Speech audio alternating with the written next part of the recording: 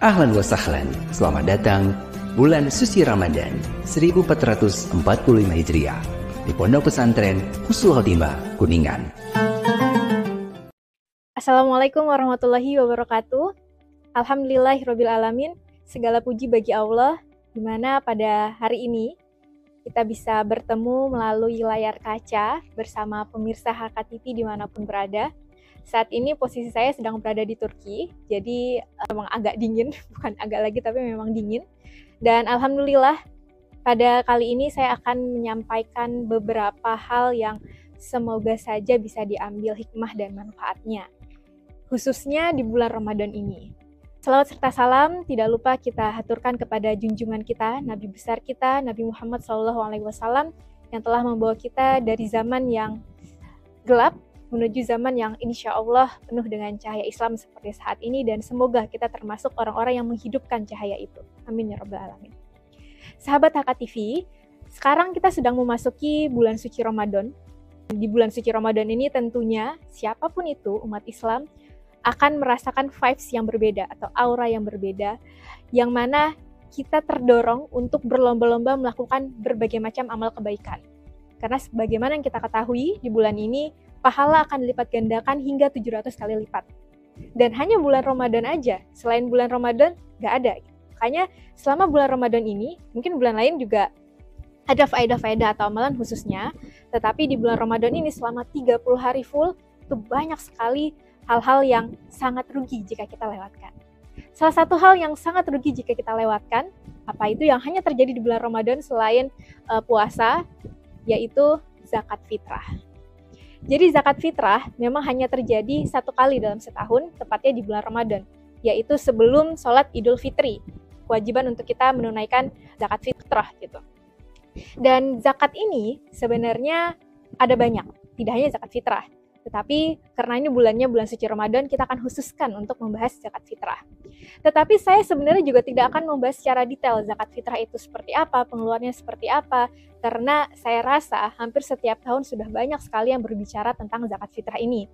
Saya akan mengambil sedikit kesimpulan di dalamnya, di mana zakat fitrah ini kita harus mengeluarkan sebanyak 2,5 kg makanan pokok, karena pada zaman Nabi sesungguhnya yang dikeluarkan itu adalah gandum. Di sana tidak ada beras.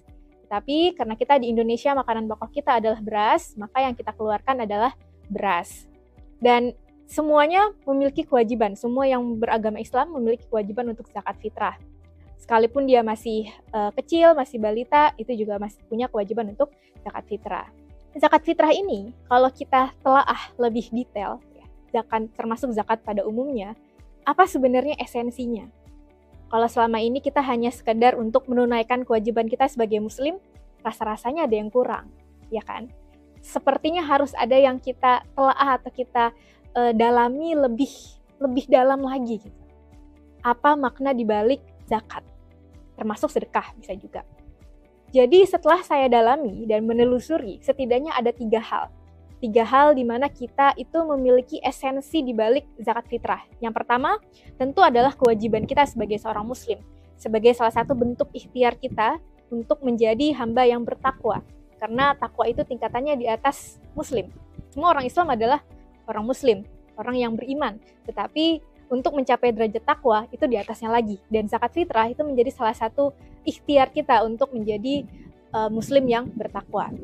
Dan juga berarti di dalamnya adalah ada hubungan antara kita dan Allah Ta'ala. Jadi ada hubungan vertikal di sini, yaitu bagaimana kita merasa beriman, tapi tidak hanya beriman, namun juga berusaha untuk menjadi seseorang yang bertakwa, sehingga rahmat Allah itu hadir untuk kita.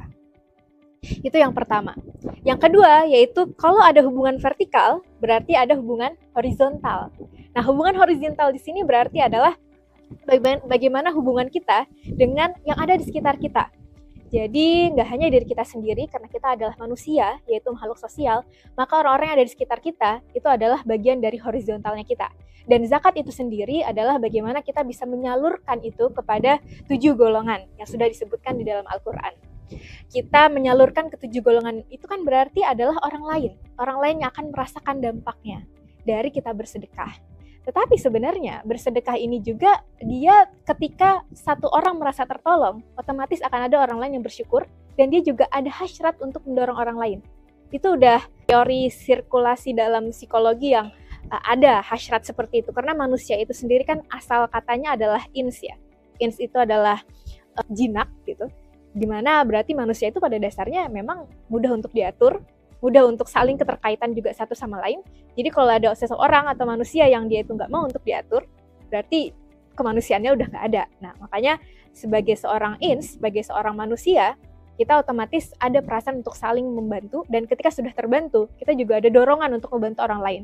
Jadi sirkulasi zakat ini sangat bagus sekali untuk mendorong pertumbuhan, khususnya pertumbuhan ekonomi di Indonesia. Ketika semua orang sudah sadar, sudah paham bagaimana kewajiban untuk membayar zakat. Namun sayangnya memang kewajiban membayar zakat ini ternyata masih butuh banyak sekali sosialisasi. Jadi yang masih belum tahu zakat itu ternyata selain zakat fitrah ada zakat lain, tapi apa aja itu kita cari sama-sama. Silahkan dipelajari, sudah banyak sekali bertebaran ilmu-ilmu tentang ini, wajib kita pelajari dan perlu kita sosialisasikan ke orang lain yang ada di sekitar kita. Karena zakat ini termasuk rukun dalam sebagai seorang muslim. Selain sholat, tentunya ada puasa, ada zakat. Ya kan? Nah, makanya sayang kalau kita nggak mengetahui itu. Kemudian, karena tadi ada 3 ya esensi yang saya temukan di balik zakat fitrah selain hubungan horizontal dan vertikal, yaitu adalah hubungan yang mendalam ke diri kita sendiri. Ini yang juga jarang kita sadari.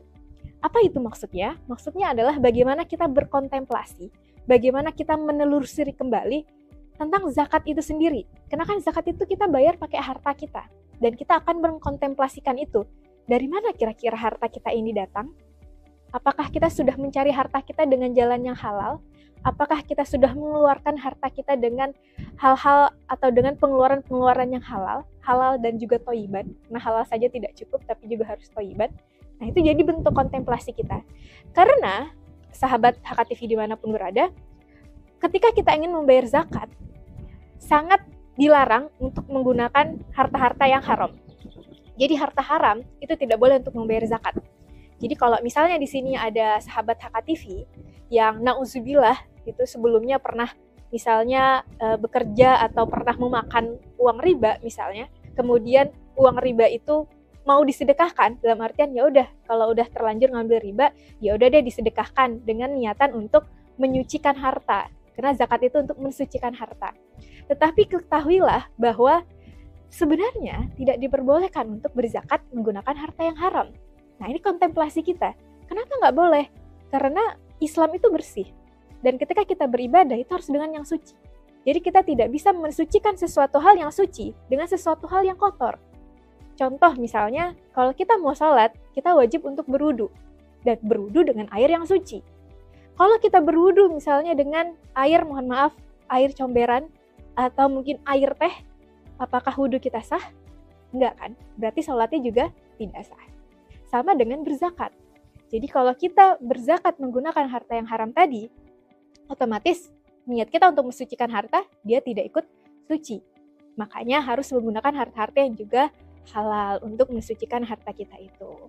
Terus gimana kalau misalnya kita punya harta yang haram, ketika kita lagi berefleksi tadi, berkontemplasi tadi, merenung kan, aduh ada harta yang nggak benar nih, misalnya ada harta gara-gara dia kerja di pinjol, kemudian ada bunga yang dia dapat, atau mungkin nauzubillah ada yang pernah korupsi, atau ada yang pernah nilep, nauzubillah ya sebenarnya.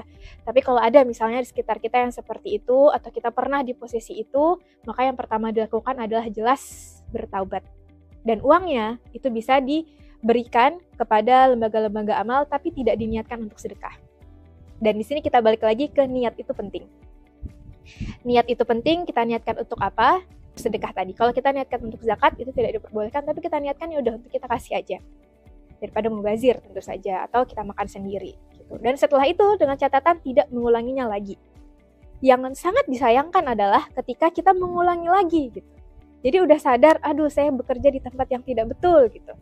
Tapi habis itu tetap di sana gitu, nggak ada refleksi, tidak ada bentuk komitmen dari taubatnya, ya wallahu a'lam gitu.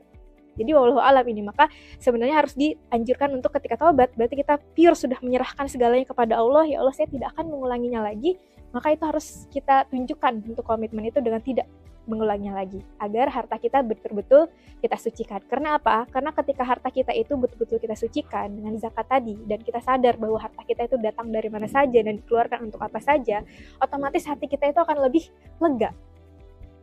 Dan ketika hati kita lega, kita akan sampai ke posisi yang tenang. Jadi tidak hanya bahagia, tapi juga tenang. Karena mencari kebahagiaan itu tidak akan ada habisnya, tapi mencari ketenangan itulah yang kita cari sebenarnya di dunia ini.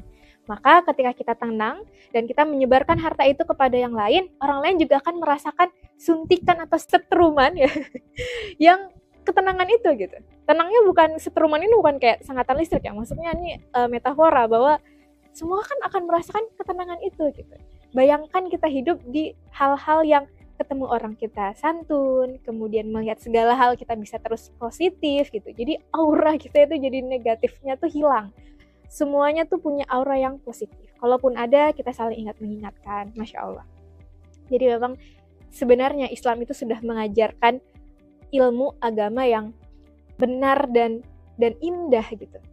Namun sayangnya kita sebagai umat muslim, sebagai sesama umat muslim, kita cukup jarang menelaahnya lebih detail lagi dan kita kombinasikan dengan kehidupan-kehidupan kita yang ada di sekitar kita. Jadi semoga dengan adanya video ini bisa menjadi salah satu usaha kita, ikhtiar kita untuk mengimplementasikan surah Al-Asr, yaitu saling ingat mengingatkan dalam kebaikan. Jadi saya ucapkan terima kasih banyak sudah menonton. Saya cukupkan sampai di sini pembahasan tentang zakat, dikhususkan untuk zakat fitrah. Jangan lupa bayar zakat fitrah. Dan terus tingkatkan amal-amal ibadah baik kita di bulan suci Ramadan. Sampai ketemu lagi insya Allah di lain waktu dengan sahabat HKTV dimanapun berada. Saya akhiri dan bacaan hamdalah. Alhamdulillahirrabbilalamin. Wassalamualaikum warahmatullahi wabarakatuh.